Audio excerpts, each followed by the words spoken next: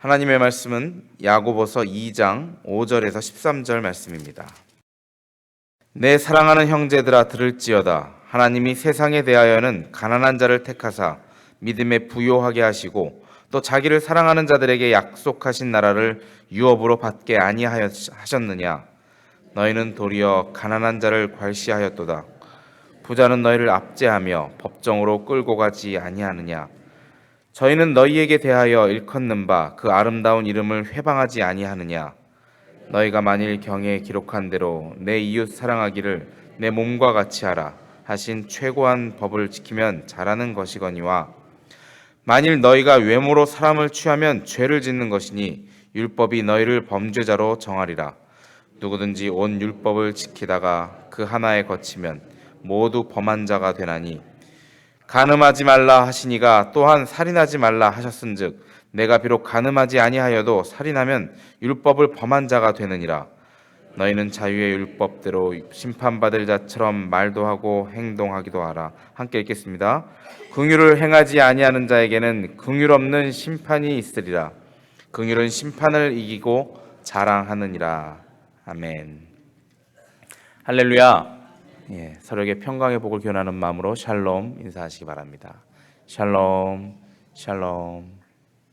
오늘 참 여러분들이 나와주셔서 하나님께서 기뻐하실 것 같습니다. 오늘 또 즐거운 하루, 아침에 주님의 말씀으로 시작하시는 여러분들 되시길 바랍니다. 시작에 제가 좀 재밌는 말씀을 드릴게요. 저희 여러분들이 잘 아시는 우리나라의 초대기업 어디죠? 삼성 이야기를 좀 해보겠습니다. 삼성전자에 어느 날 청바지를 입은 두 외국인이 정문에 와서 내가 이 삼성전자 본부장을 만나러 왔다고 그 영어로 했겠죠. 그래서 그 수희 아저씨가 본부장을 만난다고 이 사람들이 생각을 하면서 의아한 생각에 전화를 해봤더니 약속이 잡혀 있더라는 겁니다. 그래서 이 사람들을 안내했더니 아주 큰 대회의실로 이렇게 사람들을 인도를 하라고 했다고 합니다. 그래서 그 사람들을 데리고 갔더니 임원진들 같은 사람들이 넥타이를 쫙 입고 멋진 양복을 입고 쫙 그 회의실에 모여 있는데, 그 사람들이 오고 그 사람들이 들어가고, 그리고 본부장이 딱 오자마자 전체가 자리에 딱 착석을 했다고 합니다. 그 분위기 상상이 가시죠? 가보진 않으셨겠지만 그래도 TV 같은 데서 많이 봤을 법한 그런 분위기였습니다. 그래서 그 두 사람은 무언가를 팔러 왔습니다. 그랬는데 그 청바지를 입은 두 외국인이 그 본부장 앞에서 이제 설명을 하기 시작합니다.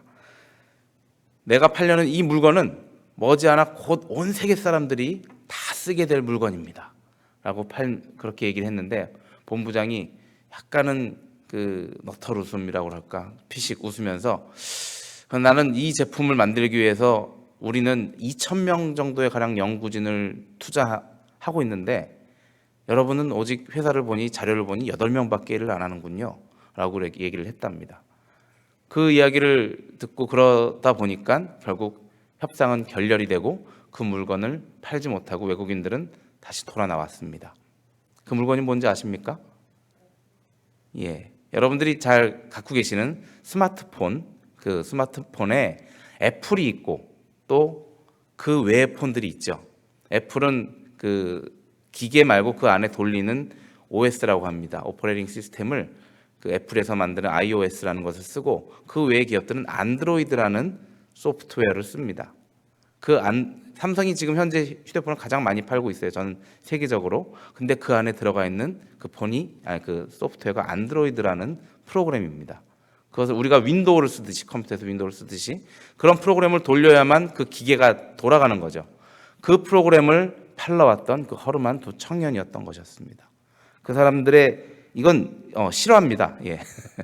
제가 재밌는 이야기라고 해서 실화가 아닌 줄 아셨을 텐데, 제가 몇 달 전에 신문에서 읽은 이야기였습니다. 이 사람은 안드로이드를 개발한 앤드 루빈이라는 청년이었죠. 삼성전자가 이때에 이 계약을 못하고 몇 년이 흐른 뒤에 현재는 자신들이 그거를 개발하려고 막 노력을 하고 있습니다. 그리고 땅을 치면서 후회를 하고 있죠. 그 핸드폰 만들어서 파는 것보다 마진율 더 많이 남는 것이 바로 그 소프트웨어이기 때문입니다. 그래서 그때 그 사람들을 잡았더라면 세계를 정말 호령하는 그런 더 큰 기업이 됐을 텐데 그것을 놓쳐서 그 사람들의 허름한 그 모습을 보고 그 판단을 잘못해서 그 사람들을 놓친 것이었습니다. 하긴 그런 사람을 처음에 보자마자 믿는 것도 쉽지는 않은 일이겠죠. 그 많은 거대 기업을 이끄는 사람들이 그 8명이 모여서 만들었다는 그 프로그램을 바로 당장 보고 계약한다는 것은 쉽지는 않은 일이었을 것입니다. 이것이 바로 사람을 외모로 판단한 결과 중에 하나가 아닐까 생각이 들어서 여러분께 말씀을 드렸습니다. 예나 지금이나 이 성경이 쓰여졌던 그 당시나 지금이나 외모로 판단했을 때 삼성전자는 그저 그냥 돈을 많이 못 버는 안타까움이겠지만 이 외모로 판단했을 때의 결과가 하나님께서 보시기에도 좋지 않은 그런 결과를 낸다는 그것을 우리가 참 깨달을 수 있는 한 예화인 것 같습니다. 자, 우리가 계속 야고보서를 보고 있는데 지난주에도 같은 말씀을 드렸습니다. 외모로 판단하는 자는 죄악이다. 하나님 앞에 죄악이다라는 그 말씀을 듣고 오늘 거기서 더 이어지는 그 이야기 말씀입니다. 야고보는 이제 여기서 형제들아 들을지어다 하고 2장 5절에서 새로운 논리를 약간 변화를 시키면서 새로운 논리를 전개해 나가는데 앞절까지는 사람을 외모로 판단했을 때는 죄가 된다라고 언급을 했지만 이제부터는 11절까지 사람을 구별하여 판단하지 말아야 할 이유들을 쭉 열거하고 있습니다. 같은 이야기, 비슷한 이야기지만 그것을 더 풀어서 설명을 하고 있습니다.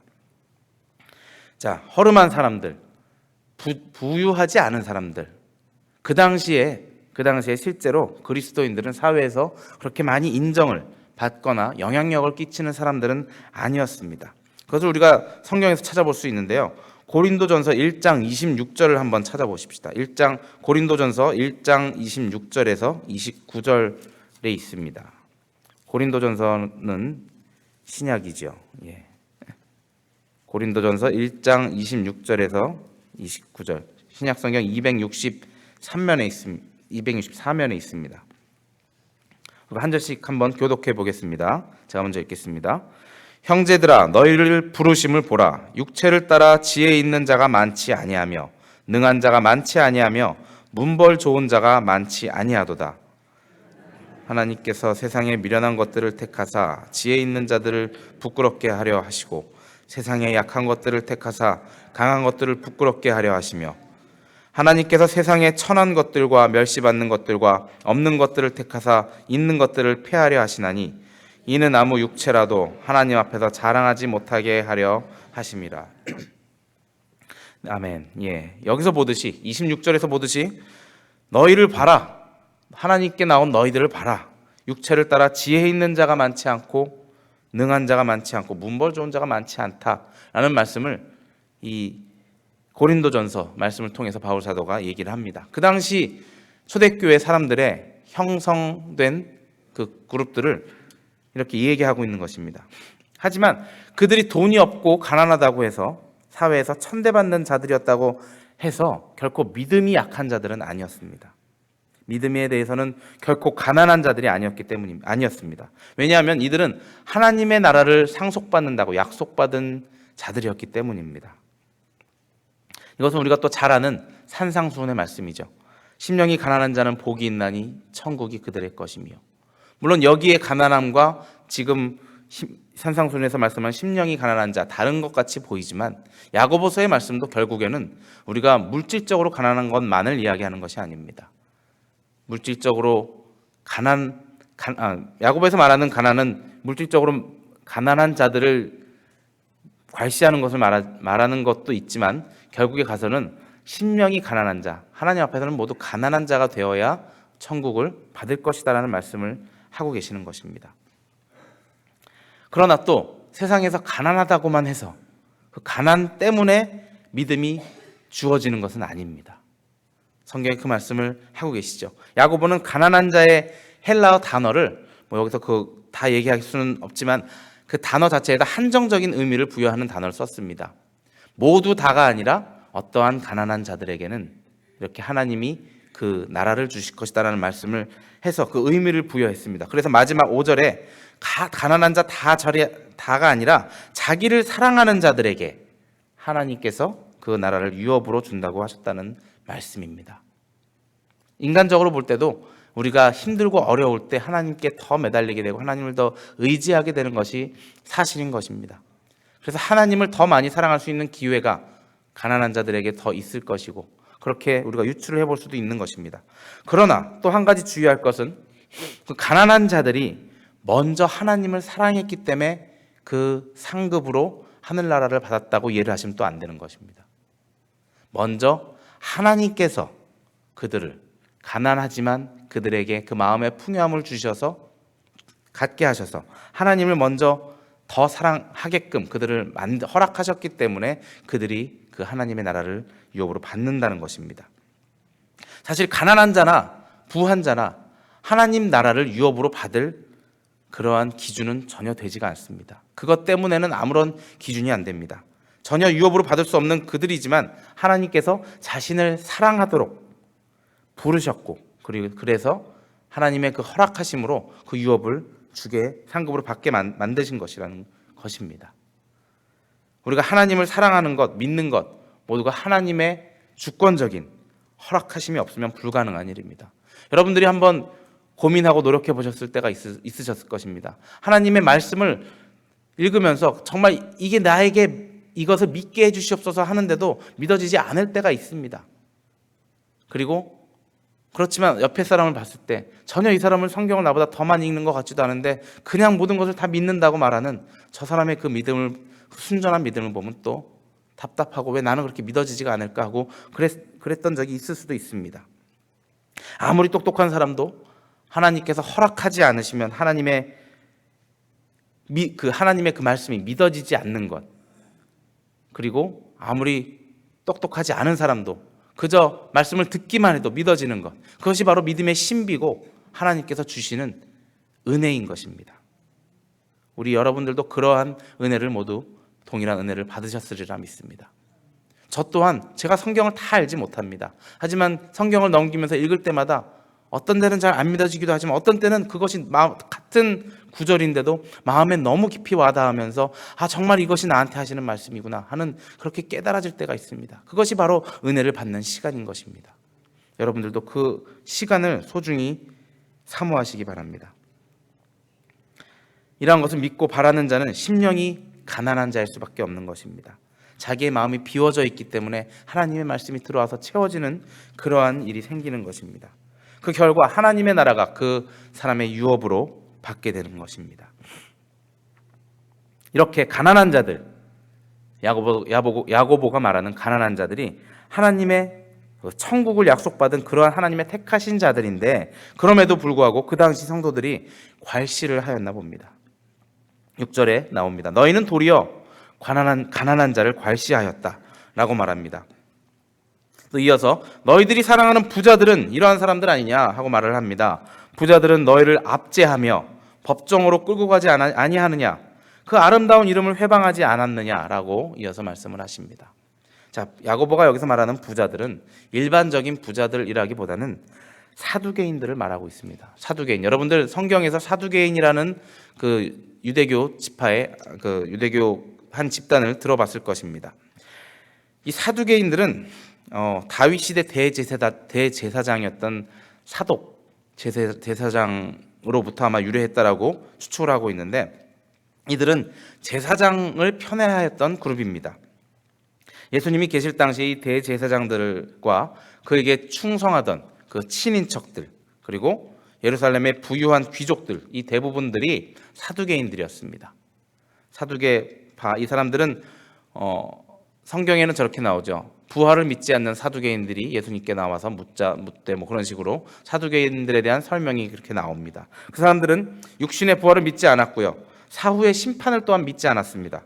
그리고 천사의 존재 또한 부인하던 그러한 메시아를 기다리지 않았던, 즉 사후 내가 죽어서 천국에 가서 뭐 어떻게 된다라는 그런 것에 대한 관심이 별로 없었던 현재 생활에만 현재 생활이 만족되면 됐던 그러한 사람들이었습니다. 그렇기 때문에 로마에서 파견된 그러한 관리들한테 권력이 유착이 되어서 그들의 편을 들어주고 그것을 통해서 그 예수 믿는 자들을 괴롭혔던 그런 사람들이 바로 사두개인들이었습니다. 그 사람들이 주로 부자라고 불렸던 사람들이고 그 당시에는. 그래서 그 사람들에 대한 이야기를 하고 있는 것입니다.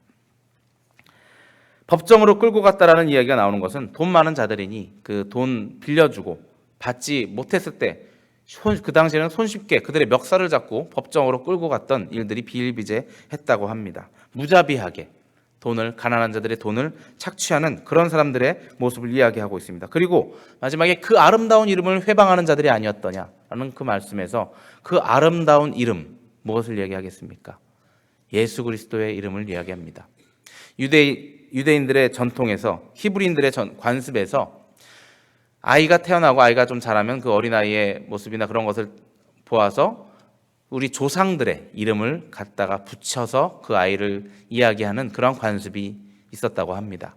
그래서 그리스도의 이름으로 세례를 받고 다시 그리스도인으로 태어난 자는 그리스도의 이름을 받은 자라고 생각을 하는 그런 그 당시였습니다. 그렇기 때문에 그 사람들, 그 귀중한 그리스도의 이름을 가진, 예수의 이름을 가진 그 사람들을 압제하는 것은 바로 예수 그리스도를 모독하는 행위가 아니겠느냐라는 야고보의 의견이 들려 있는 그 말씀입니다. 그래서 그것을, 그러한 부자들의 행위를 동조하는 것, 가난한 자들을 압제하고 그 부자들을 동조하는 것은 바로 하나님을 무시하는 그들을 동조하는 그 범죄에 동참하는 것이 아니겠느냐라는 야고보의 말인 것입니다. 이어서 8절에는 성경에 기록된 내 이웃을 내 몸과 같이 사랑하라는 그 말씀을 다시 한번 여기 말해주고 있습니다.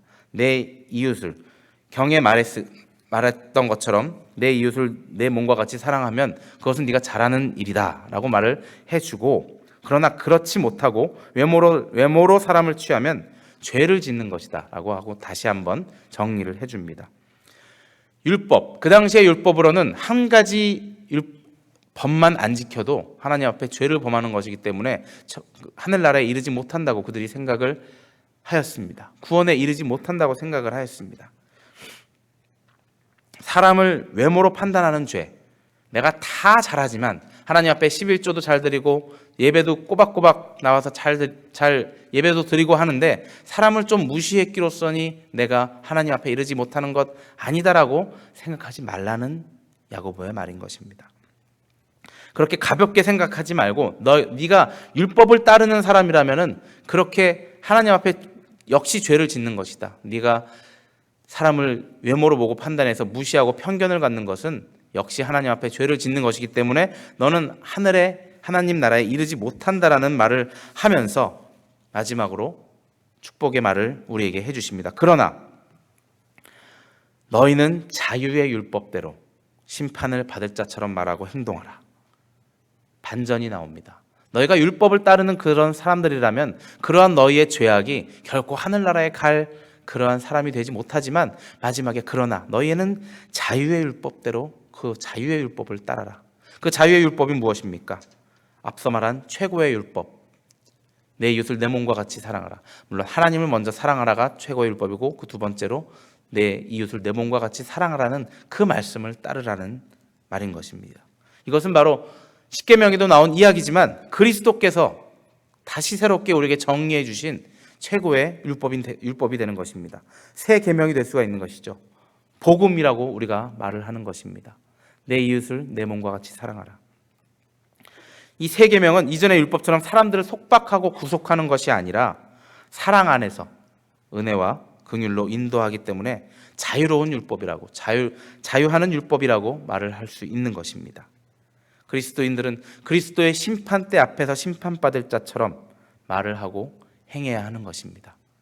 우리가 성경을 보면서 여기서 이렇게 하지 말라고 했으니까 이렇게 하지 말아야지, 저렇게 해야지 하고 그 성경에 있는, 구약에 있는 말씀에 그 율법만 가지고 따지는 것이 아니라 하나님의, 그리스도의 사랑의 율법, 내 이웃을 내 몸과 같이, 내 몸을 사랑하듯이, 그렇기 때문에 내 몸도 사랑해야 하는 것입니다.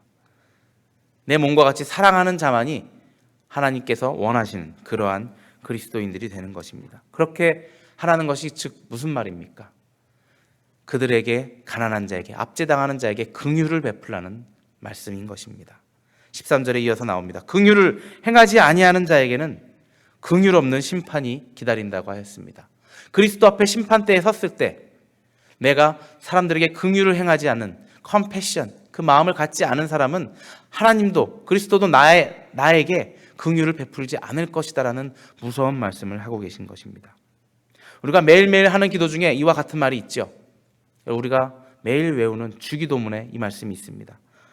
우리가 우리에게 죄 지은 자를 사하여 준 것 같이 우리의 죄를 사하여 주옵시고. 엄청난 전제를 달았습니다. 나의 죄를 사하여 주시옵소서. 어떻게? 내가 남의 죄를 사하여 준 것 같이. 내가 남의 죄를 사하여 주지 못하고는 하나님 앞에 나의 죄를 사하여 달라고 말할 수 없는 것입니다. 예전에 이런 예화를 들은 적이 있습니다. 6.25 때였다고 합니다. 6.25 때 많은 크리스찬들이 죽임을 당하였죠. 어떤 크리스찬들의 모임에서는 교회에 가둬놓고 총질을 했다고 합니다. 제가 자라난 교회도 그 교회 벽면에 총알 자국이 그대로 남아 있었습니다. 1907년에 지은 교회여서. 그래서 그 말씀을 들을 때, 그 총알 자국을 볼 때 이렇게 당하였구나라는 생각을 제가 했는데, 그 안에서 그 사람들이 모여서 죽음을 앞두고 있을 때 주기도문을 외웠다고 합니다. 주기도문을 하나하나 또박또박 외우는데 이 부분에서 더 이상 외울 수가 없었다고 합니다. 내가 저들을 용서할 수 있을까? 나를 죽이려고 하는 저자들을 용서할 수 있을까라는 마음 때문에 내가 저들을 용서한 것 같이 나의 죄를 용서하여 주시옵소서라는 말을 차마 하지 못했다라는 말씀. 이 말씀이 어떻게 전해졌는지 모르겠지만 이 예화가 현재까지 누군가를 통해서, 어떤 목사님을 통해서 저에게 들려졌던 때가 있었습니다. 그 말씀을 듣고 내가 무심결에 외우는 주기도문이 이러한 큰 뜻을 갖고 있구나 라는 생각을 하게 되었습니다. 남의 죄를 용서하지도 못하면서 나의 죄를 용서해달라고 하나님 앞에 무릎 꿇고 기도하는 나의 모습을 볼 때 하나님께서 나를 용서해 주시지 않으실 것 같은 그런 생각이 들어서 이제부터라도 생각나는 용서를 해 주어야 할 사람이 있다면 내가 용서를 해 주어야겠구나라는 생각을 하게 되었습니다. 자, 이렇게 긍휼을 행하는 자는 긍휼이 여김을 받게 된다고 하셨습니다. 타인의 잘못을 용서하는 자는 나의 잘못을 용서하게 된다고 성경에 여러 번 나옵니다. 외모로 판단하면서 가난한 자에게 긍휼을 베풀기보다는 멸시하고 도리어 부유한 자에게 관대한 자는 결코 긍휼이 여김을 받을 수 없다고 오늘 야고보서에서는 말씀을 하고 계십니다. 긍휼은 심판을 이기고 자랑하느니라 라고 마지막에 말씀하십니다. 우리의 긍휼은, 우리가 가지는 긍휼은 이 그리스도께서 우리에게 주셔야 할 심판을 이긴다고 말씀하셨습니다. 내가 다른 잘못 아무리 많이 했어도 내가 옆에 동료들을 향해서 긍휼한 마음을 가진다면 그것이 나의 죄를 덮는다라는 말씀입니다. 내가 그리스도를 믿는 순전한 마음으로 옆에 어려운 사람들을 긍휼한 마음으로 바라보고 그들에게 긍휼한 행동을 할 때 주님께서는 기뻐하신다는 것입니다. 그리고 나의 죄가 사하여진다는 것입니다. 오늘 하루도 여러분들 살아가실 때 직장에서나 가정에서나 어려움을 당한 자들을 향해 긍휼한 마음을 가지시기 바랍니다. 주님께서 주신 그 긍휼한 마음, 나에게 이득되는 사람들에게만 잘하는 것이 아니라, 도움되는 사람들에게만 잘하는 것이 아니라 그런 편애를 갖지 마시고 긍휼한 마음으로 모든 사람을 대할 때 주님이 우리를 긍휼히 여기시고, 그리고 심판날에 우리가 당당히 주님 앞에 서서 잘했다 칭찬받는 종이 되시리라 믿습니다. 그런 모든 분들이 되시길 바라며 오늘 말씀을 마치겠습니다. 함께 기도하시겠습니다. 사랑해 주님 감사합니다. 저에게 긍휼의 마음을 보여주셔서 친히 주님의 몸을 버리시고 십자가에 찢기시면서 우리를 용서해 주셨던 그 마음을 우리가 기억하며 우리 이웃을 돌아볼 때도 내 몸과 같이 주님 그들을 긍휼한 마음으로 바라볼 수 있게 하여 주시옵소서. 우리 중에 물질적인 어려움을 당하는 자들도 우리가 긍휼히 여김을 보게 하여 주시고, 혹은 물질은 풍부하나 마음에 주님을 알지 못하고 방황하는 자들에게도 긍휼한 마음으로 그들에게 하나님을 전할 수 있는 주님 그 마음을 허락하여 주시옵소서. 그다 함께 기도하길 바랍니다. 오늘 우리에게 긍휼한 마음을 달라고 주님께 기도하시고, 오늘 우리 샬롬교회를 위하여 기도하실 때 우리 이 교회를 이끄시는 목사님을 위하여 기도하시고, 목사님의 강건함으로 우리를 잘 이끌어 나가게 해달라고 목사님을 위하여 기도하시고, 또 우리 교회를 함께 이끄시는 장로님들과 사역위원들, 또 교회 중직 맡은 자들 주님께서 축복하여 주셔서 그들이 올바로 우리 교회를 이끌어 나가게 해달라고 기도하시고, 또 구역장님, 또 집사님, 권사님들, 많이 숨어서 봉사하는 그 모든 분들, 그들이 주님의 축복 가운데 주님을 찬양하며 이 교회를 함께 이끌어 나가게 해달라고 기도하시기 바랍니다. 우리 자녀들을 위하여 기도하실 때 그들 또한 어려서부터 긍휼한 마음으로 이웃들을 돌아볼 수 있는 자녀들 되게 해달라고 기도하여 주시고, 우리 아픈 자들, 우리가 그들을 위하여 기도할 수 있게 해달라고 하시고 그들이 낫게 해달라고 기도하시기 바랍니다. 선교사님들을 또 기억하시며 기도하시기 바랍니다. 우리 한 목소리로 기도하시겠습니다.